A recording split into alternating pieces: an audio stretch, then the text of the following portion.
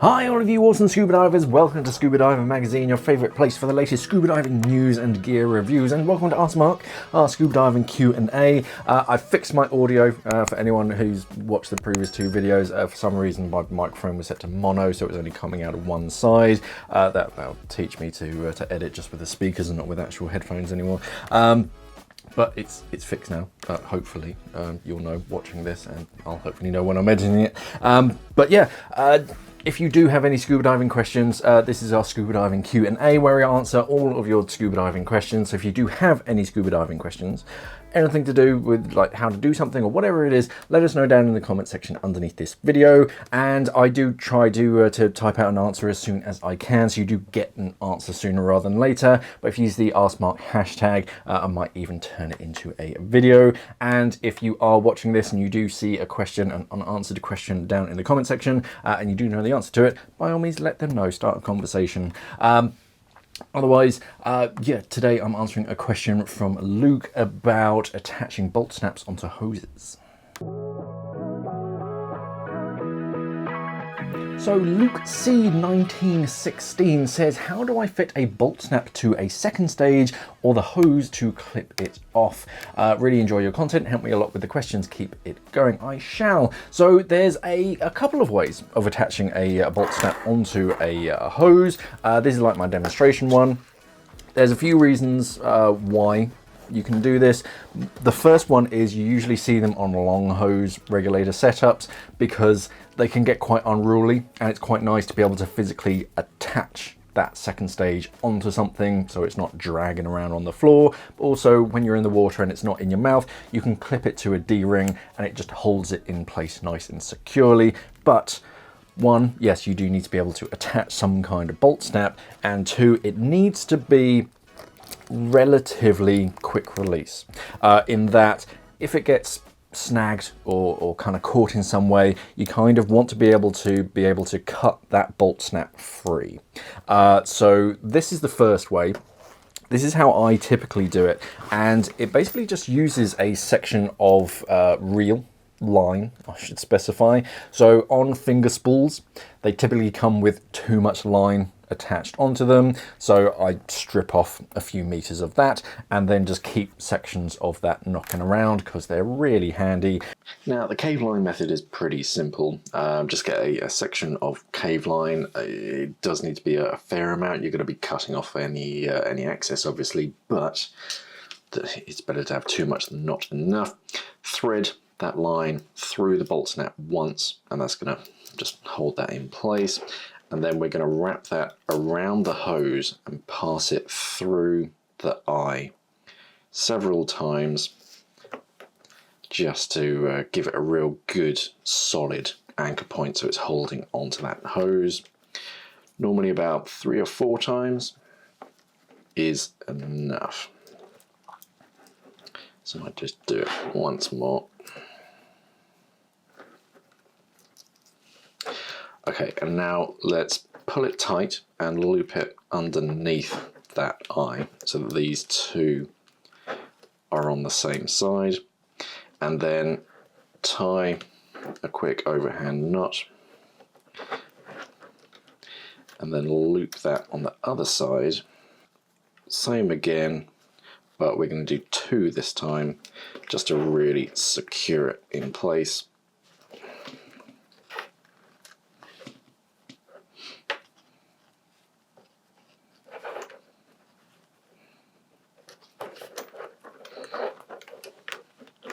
Make sure that's nice and tight and in the right position. There is a little bit of wiggle room with these, but the tighter and the more wraparounds you give it, the more it kind of anchors it in place.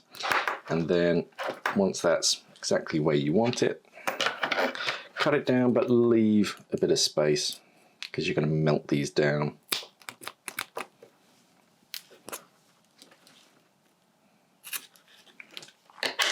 Because if you just leave it like that, these are going to fray and eventually you'll get to the knot and the knot will come loose. So melt it down, pay particular attention, making sure you're not going to melt your hose, and you want to melt it a fair way down, and then I usually like flatten it with that section of the lighter, and that flattens it into the actual knot itself to really secure it in place.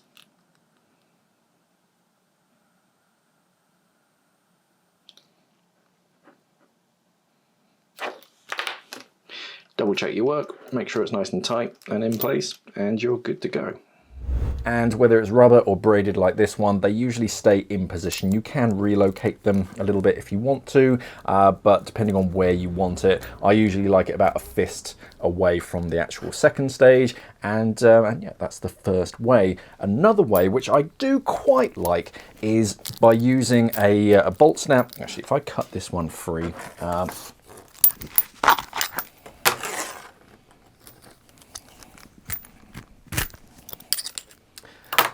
so another way is if you use a bolt snap, obviously, release.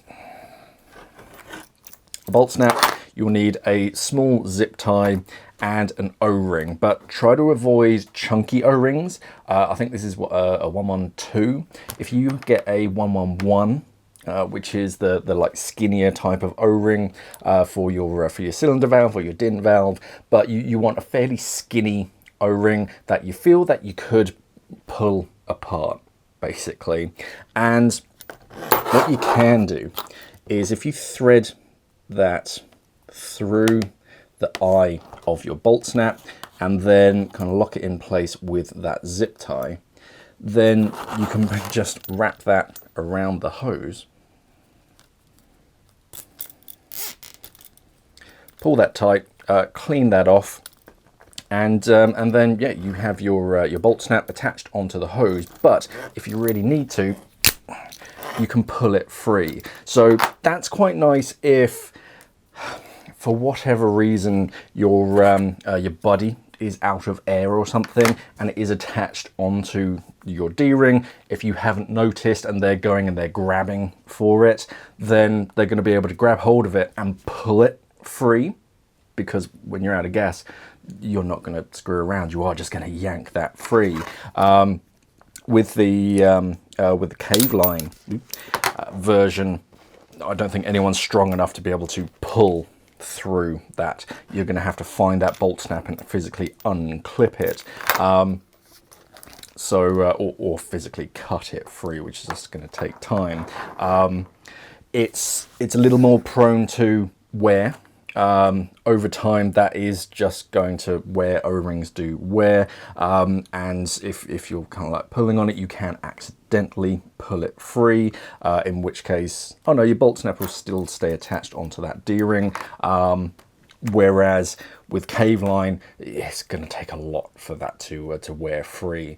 Yeah, those are my two methods. There are a few videos online. One from Inner Space Explorers is pretty good. I do like their demonstrations on how to attach bolt snaps. I think I've probably done one over the years on one of the channels. But yeah, that's how I would do it, either with I'd say an old O-ring, and an unused skinny O-ring, or some cave line is a bit better. Yeah, it's relatively straightforward, and there's a few different ways. I know some Apex hoses, they actually have a dedicated section, let's see if I actually have any, around where so that'll do it. Around where the second stage actually attaches onto the hose. You'll notice on Apex hoses, they have this blank spot just here between the like heat retainers and the actual nut of the hose. There's a blank section. That is so that you can attach a zip tie around there with a bolt snap if you want the bolt snap right up close to your second stage. Some divers do, some divers prefer it a little bit further away, but that's kind of what that's there for. But yeah, there's a few different ways. Those are the two main ones that I'm aware of. If there are any others, by all means let me know down in the comments below. Personally, yeah, I tend to use cave line just for like longevity, and it's unusual that I'm in a situation where someone has to grab something off of a D-ring. Usually usually you see it coming, and you can donate your primary. Otherwise, yeah, you just unclip it and hand it to them. So yeah, that's how I do it personally, but I wouldn't be adverse to using the O-ring method. But yeah, try and get a skinny O-ring, a chunky O-ring.